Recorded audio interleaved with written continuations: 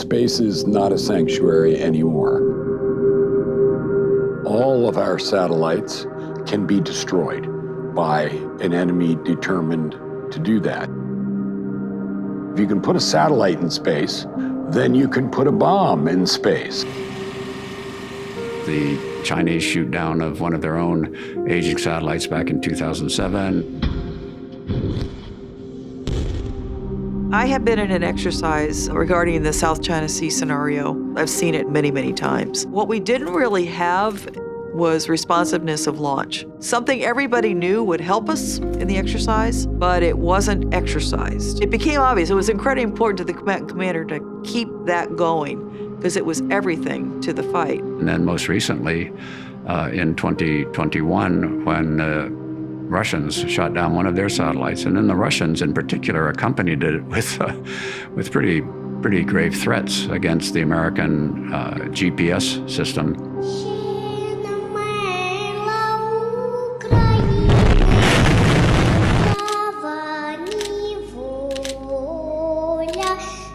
I mean, the fact Putin's invaded Ukraine has just upended everybody's thinking about, I'm hoping conflict doesn't break out. Well, it's broken out.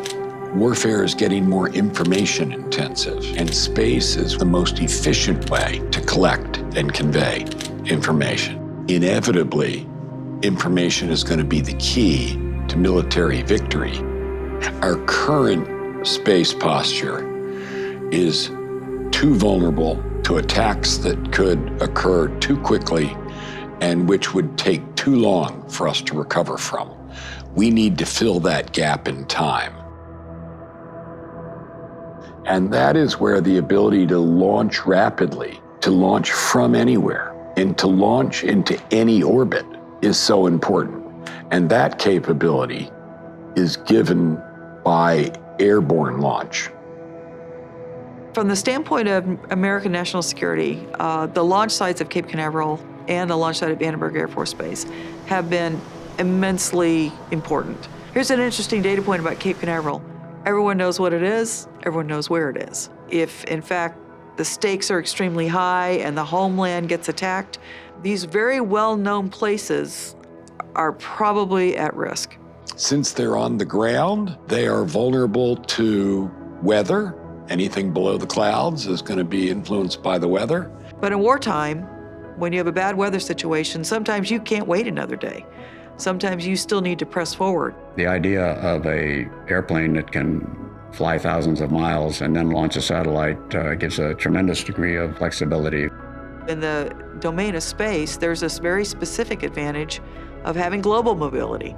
If you're able to find yourself in a place where the capability can be delivered in spite of whatever the weather might throw at you, that would be an advantage.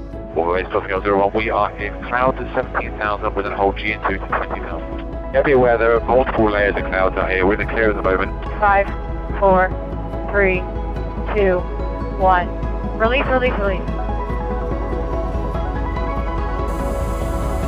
Good light.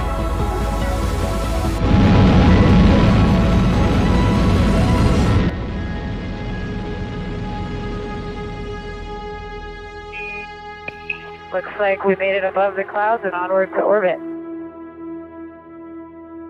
We have a new technological advance in the possibility of rapid airborne launch of military satellites, and that's a capability that we should have in our armamentarium, and the sooner the better.